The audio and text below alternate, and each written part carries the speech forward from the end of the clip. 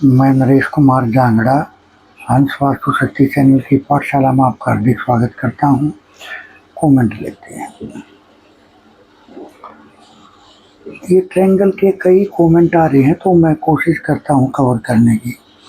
अगर कॉपर का ट्रायंगल नहीं लगाते तो किस रंग का ट्रायंगल लगाना चाहिए। देखिए सर, ट्रायंगल क्या है? फायर। ये थोड़ा सा सोचने का तरीका था आपका, वरना तो क्वेश्चन तो बनता ही नहीं था, लेकिन फिर भी थोड़ा सा और गहराई में चलते हैं। सर, ट्रायंगल का मतलब होता है फायर यानी अग्नि, और अग्नि होती है लाल रंग की। अगर कॉपर का आपके पास नहीं है या नहीं लगा सकते तो आप रेड कलर का, वो जो तरीका जो शेख मैंने आपको बताई कि साइज का होना चाहिए, वो आप रेड कलर के कागज को काट के उसको वहां चिपका दो।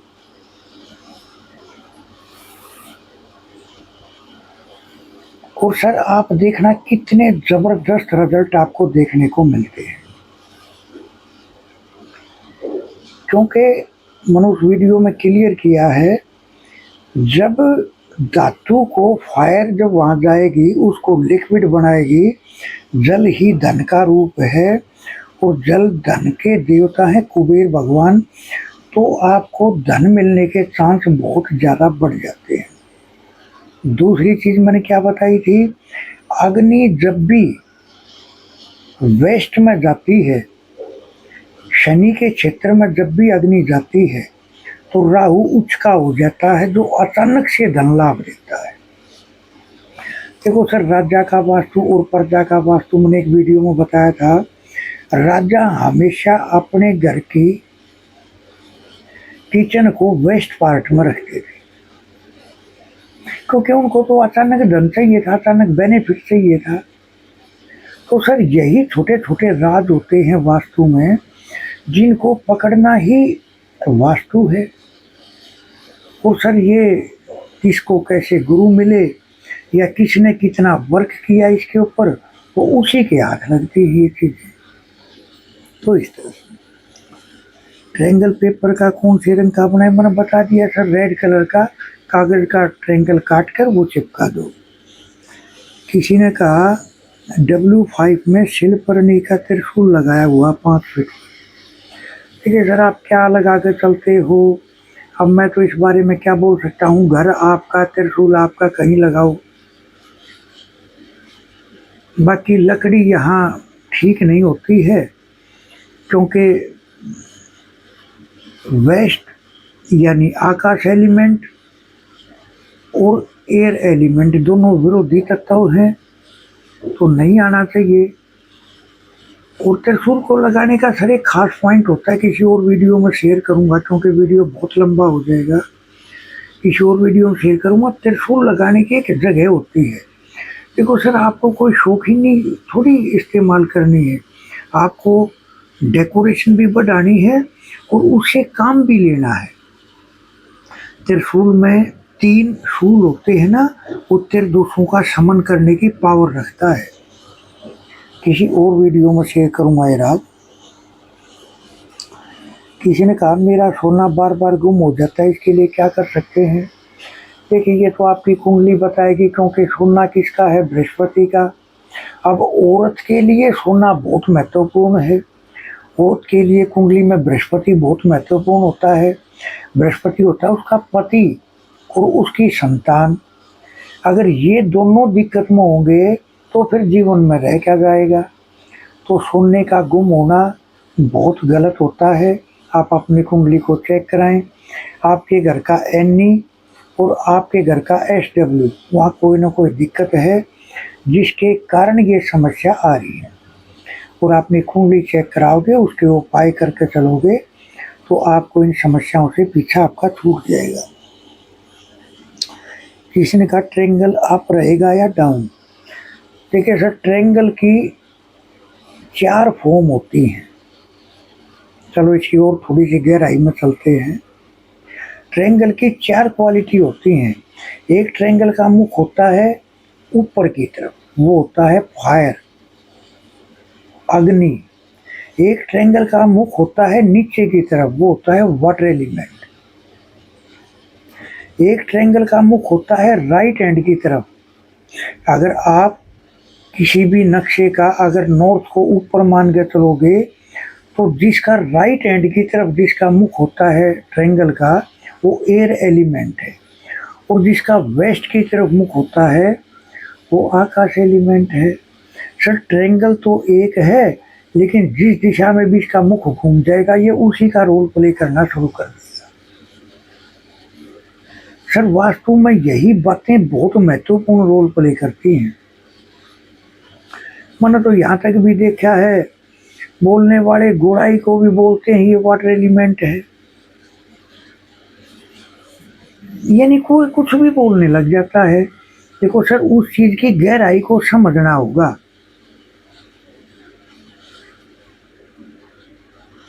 एक दिशा के कई सिम्टम हो सकते हैं, कई चीजें मायने रखती है एक दिशा से। अब आकाश एलिमेंट का गोल भी है, आकाश एलिमेंट पहाड़ भी है, आकाश एलिमेंट धातु भी है, आकाश एलिमेंट कठोरता भी है।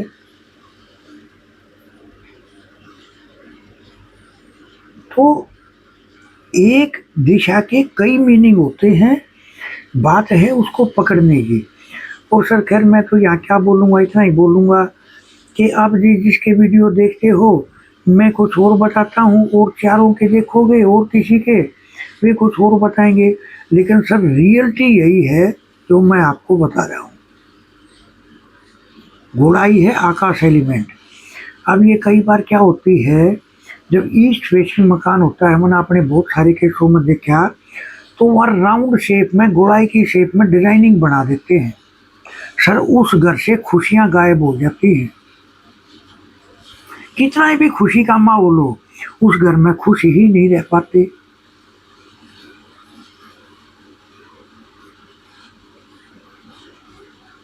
खुशी नहीं रह पाते। जैसे एक बीमार आदमी कभी खुश नहीं रह सकता। देखिए सर मैं यहाँ एक एग्जांपल के तौर पर समझाता हूँ आपको।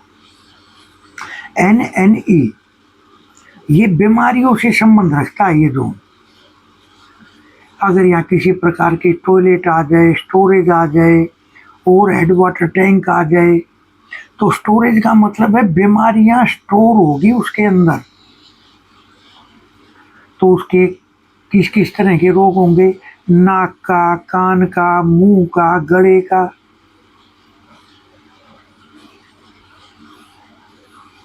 और सर इतने महत्वपूर्ण है, अगर यहाँ बीमार आदमी सोना शुरू कर दे NNE में तो वो ठीक होना शुरू हो जाता है, और अगर ठीक आदमी ने सोना शुरू कर दिया तो बीमारियों की तरफ बढ़ना शुरू हो जाएगा। फिर इनका स्वभाव क्या है, चिड़चिड़ापन, रूखापन, जिद्दी, आठी, अशांत दिमाग, लूज टेम्पर, धूर्त, धोखेबाज, जो किसी की परवाह नहीं करते।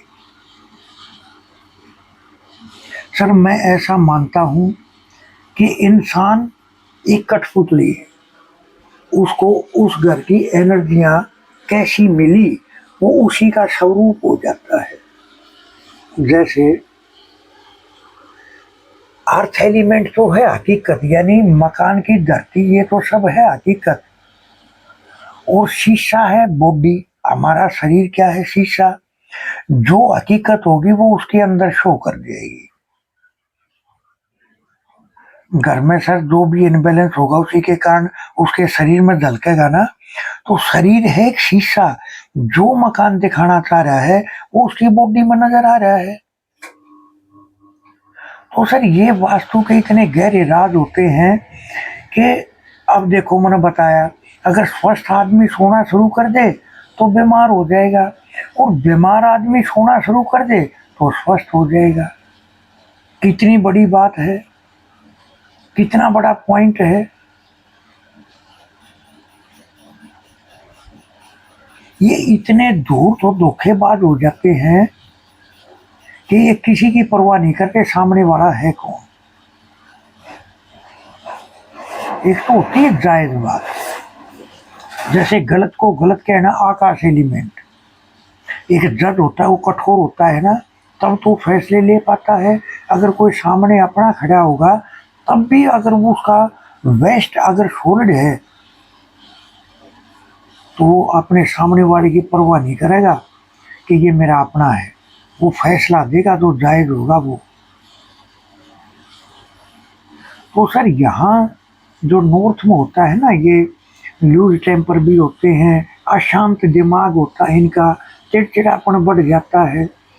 तो सर मेरा मकसद सिर्फ आपको ये समझाना है कि सब कुछ वास्तु के कारण ही घटित होता है, और तो कोई चारा ही नहीं है। क्योंकि कुदरत ने किसी को ब्लेसिंग देनी है तो किसी को सजा देनी है। वो अपने अपने तौर तरीके से उस सामान को बंदा अपने घर में वही शिफ्ट करेगा जो उसके कर्मों के आधार पर होगा। यही वास्तु है। तो खैर इस तरह से तो मैंने आपको बताया ट्रायंगल की 4 शेप होती हैं। अगर डाउन की तरफ है तो जल तत्व है, ऊपर की तरफ है तो फायर एलिमेंट है। मैंने आपको क्लियर किया। तो सर चीज़ एक है, लेकिन जहाँ इस्तेमाल करो तो उसके काम करने के तरीके बदली हो जाते हैं। अब बंदे बोल रहे हैं जी ट्रायंगल तो वही है। मैं एक के यहाँ गया, ये करीब 30-35 साल की बात होगी। मैं एक के यहाँ गया, मैं उसको बोला भाई ये जो तेरा कूड़ादान रखा है ये एनी में ये गलत है भाई, इसको यहाँ से उठा के वो तसले रखते थे पहले, उसी में कूड़ा होता था। तो मैं उसको बोला भाई इसको यहाँ से उठा के वहाँ रख दे। बोला जी घर मेरा, तसला मेरा, कूड़ा मेरा, इसको कहीं भी रख दे, इससे क्या होगा। तो सर यही अज्ञानता। आज तो खैर 30-35 साल पहले तो लोगों को इनके नाम भी नहीं पता थे। आजकल तो खैर यूट्यूब है, आजकल तो टीवी है, इसके हर जगह चर्चे हैं, बहुत लोग मानते हैं, जानते हैं कि ये भी कोई विद्या है।